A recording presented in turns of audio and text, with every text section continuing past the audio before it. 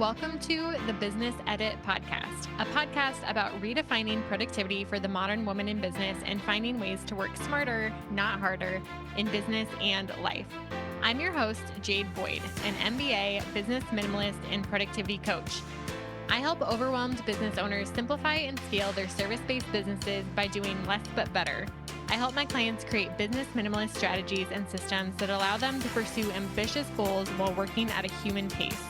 On this podcast, we'll explore simple ways to grow your business with a life-first approach. If you're ready to scale your business, bring order to chaos, ditch the busy work, and spend more time living your life than managing your life, you've come to the right place.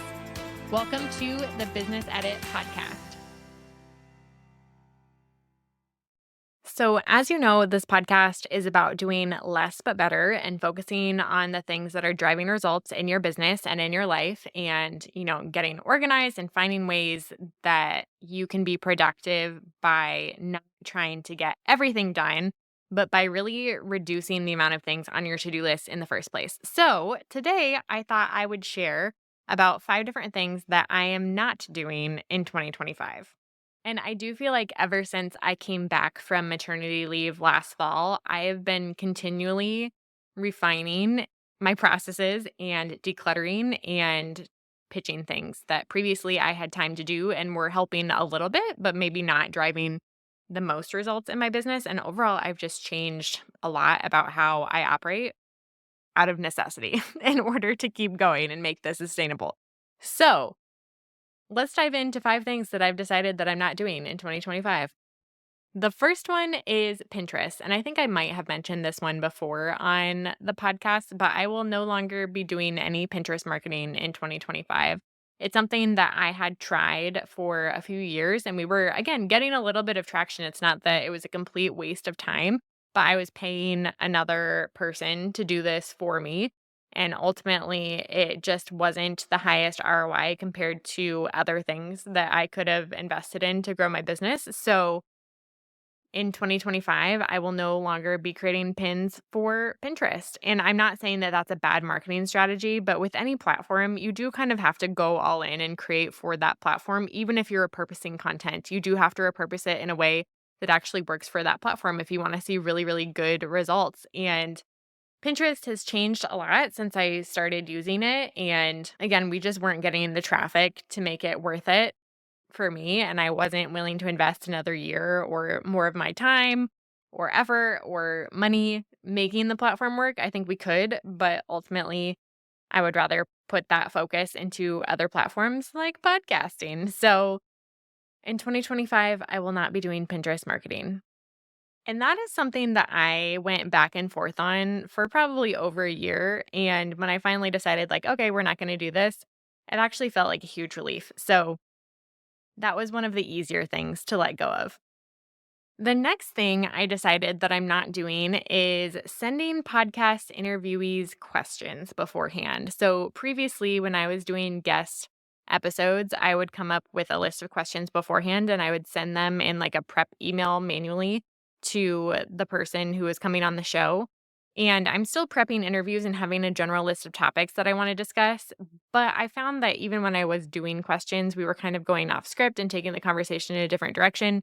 So I don't want to go into conversations completely unprepared, but eliminating those questions not only saves me an email to send, which takes 5 to 10 minutes. So it's not that much of my time, but it adds up if I'm going to be doing 25, 30 guest interviews this year. Tiny changes in my workflow. That's just like one less thing to do. Again, just frees up time and space for me to invest my time in other areas of my business and also not working, which is what I really need in this season of my life.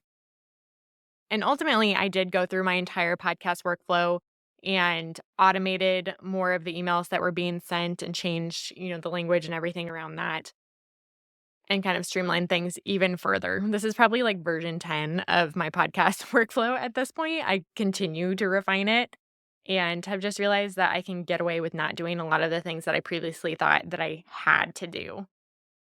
And overall, again, it feels like a relief not to have to send those emails, and I'm feeling really good about it.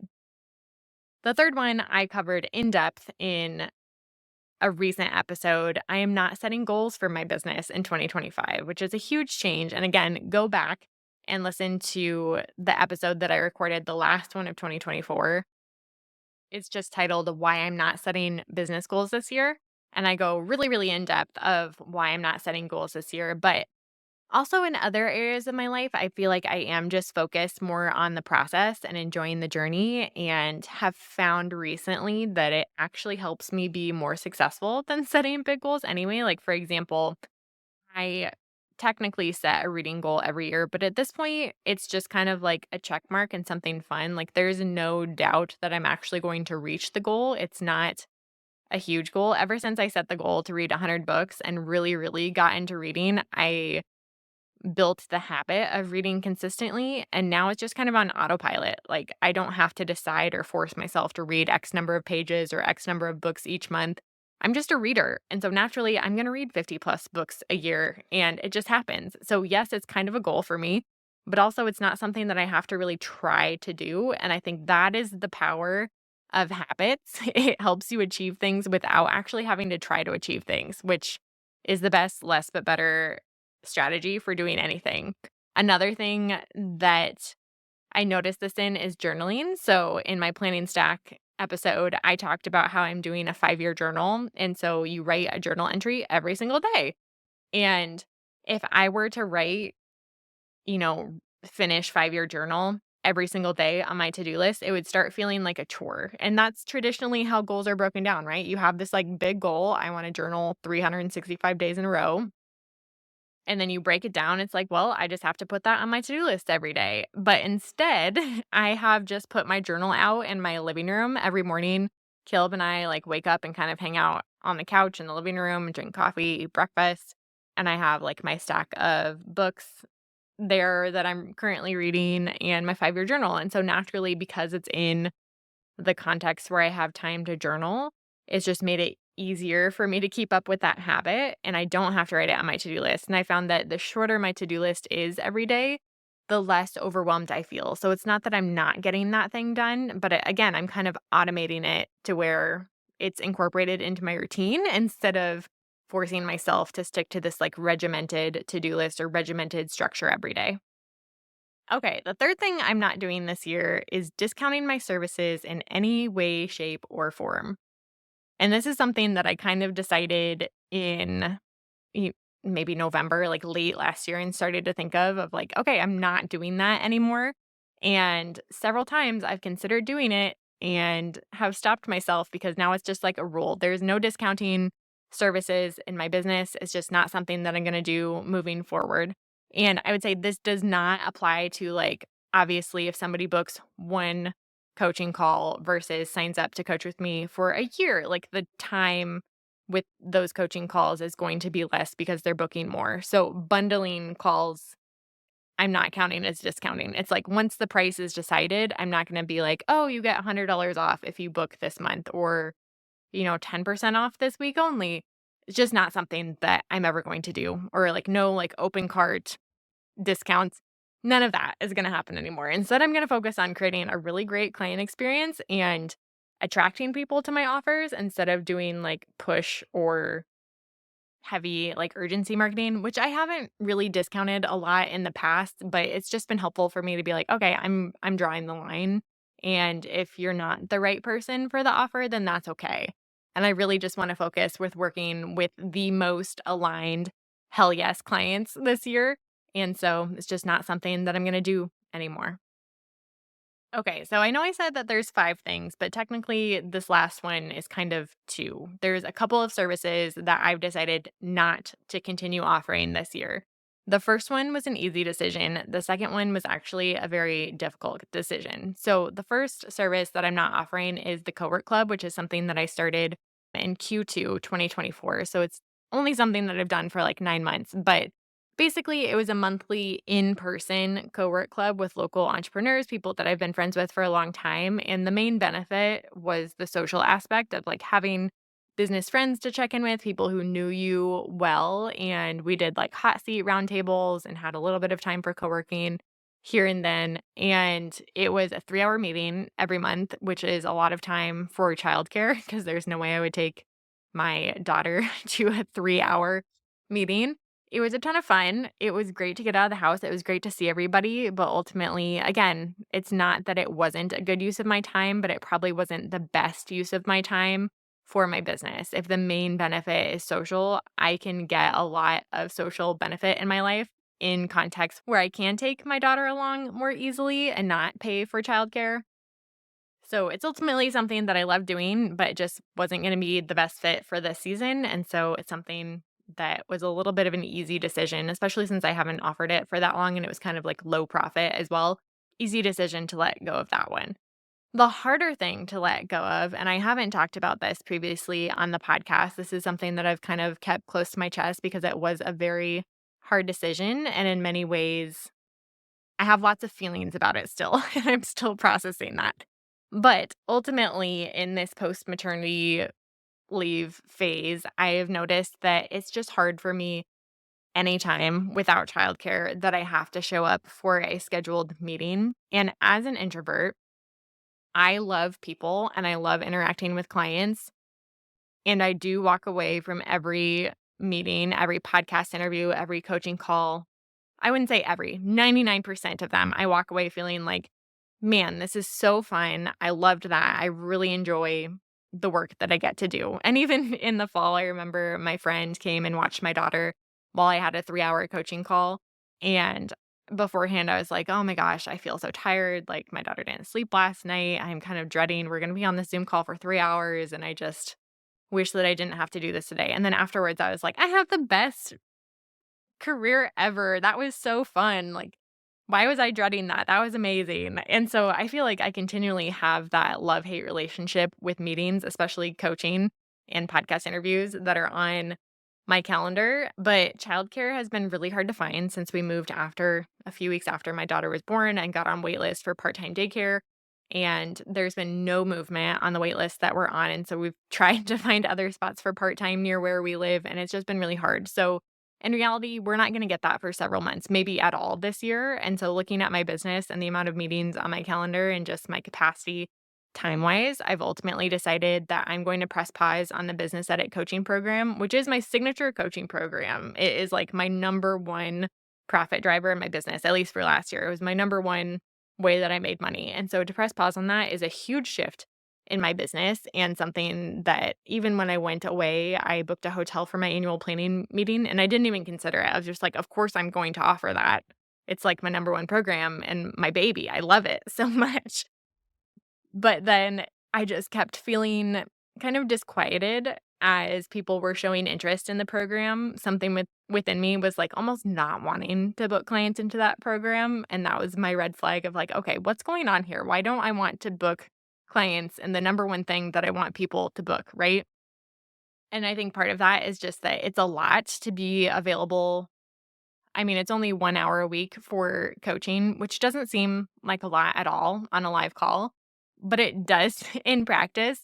Even showing up to that one call feels hard in the season that I'm in, and organizing childcare for that one day a week, it just seems hard to me right now, which may sound a little pathetic to you depending on what life stage you're in, but that's where I'm at. And also being available for multiple people on Slack every single day of the week, it has just forced me to like every time my daughter goes down for a nap, I feel like I have to be working, and it's made me feel like I'm not able to live the slow type of life that I really do want to live. And so I've ultimately decided not that it's going to go away forever because I know that this is just a season, but I am going to pause it and finish out my coaching contracts up until April. And then after that, we're going to hit pause and until if and when I feel like it's aligned to bring that back in the future. And so you might be asking, well, what are you going to do instead? And I do feel like any phase for business owners, when you're in between launching and selling a program, a lot of business owners get in that rut of like, okay, well, what do I talk about then? Because I don't have an offer to talk about. Like, what am I actually going to do? And for me, my main focus this year is going to be on my podcast and growing my audience and serving you guys really, really well. And so if you haven't taken the time to like rate and review the podcast or send an episode that you love to a friend or share on your Instagram stories, I would really, really appreciate that, especially this year, if you could share the love with the podcast because it is going to be my number one focus this year, bringing the best of the best content and conversations and guests to this podcast for you all, and also growing my audience until I have clarity on what that next thing is going to be for me in business.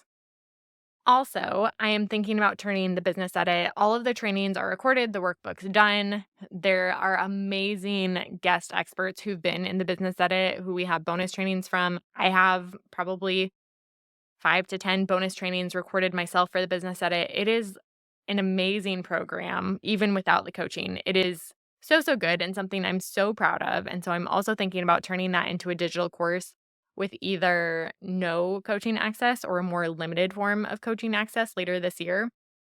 And so that might be something that's coming down the pipeline, but generally, and it's funny because I've heard this from other business owners that I've talked to recently as well. I am just ready to switch to a more passive form of revenue rather than focusing on an active form for this season, at least not long-term coaching, shorter-term coaching in a different capacity. I think I need it for my sanity, like human interaction, and also to work with real people makes me a better educator when it comes to the podcast content too. But for now, that is a huge decision and a huge pivot that I'm making in 2025. So doubling down on passive revenue, digital course sales, growing an audience, podcasting, email marketing. Those are the things that I'm going to be focusing on this year and taking you along for the journey too. As I make this big pivot, I am going to learn a lot and obviously invest education for myself in a different direction too.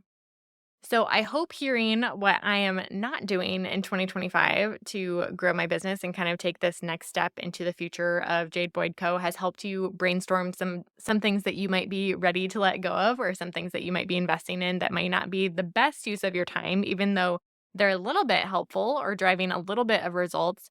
You might have that feeling or that unsettledness, like I talked about, of like, this just doesn't feel right, or like, I dread this every time I have to show up and do it. So I hope that if you have that feeling right now, that you're able to step away from something in your business and free up some time for what matters most to you, what's driving success in your business, and what feels most aligned to you in the season of life that you're in.